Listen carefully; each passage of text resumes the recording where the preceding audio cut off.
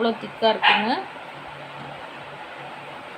பாருங்கள், சூப்பராக வித் 6 மணி நேரம் ஃப்ரீசரில் வைக்கணும். ஃப்ரிட்ஜில் வைக்காதீங்க, ஃப்ரீசரில் வைக்கணும். இது சுற்றிலும் இந்த வாசம் இருக்கிறதுனால உள்ளே காற்றெல்லாம் போகாது. நல்லா டைட்டாக இருக்குது மூடி. இந்த மாதிரி இருக்கிறதுல இப்போ ஊற்றி வைங்க. இல்லைன்னா நீங்கள் ஒரு கவர் போட்டு தான். எதுவுமே இதில் சேர்த்துல. நீங்களும் இது மாதிரி செஞ்சு சாப்பிட்டு பாருங்கள். செம்ம சூப்பராக இருக்குது, கூலிங்காக இருக்குது. நான் இந்த கரண்டியில் தான் தண்ணி தொட்டு தொட்டு எடுத்தேன். இந்த கரண்டியில் தண்ணி தொட்டு தொட்டு எடுக்கணும், இல்லைன்னா வரமாட்டேங்குது.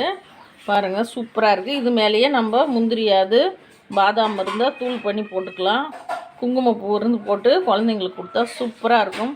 வாங்க, சூப்பராக வீட்டில் இருக்கிறத வச்சு எந்த செலவும் கிடையாது. சூப்பராக செஞ்சாச்சு. வாங்க, ஐஸ்கிரீம் சாப்பிட்லாம்.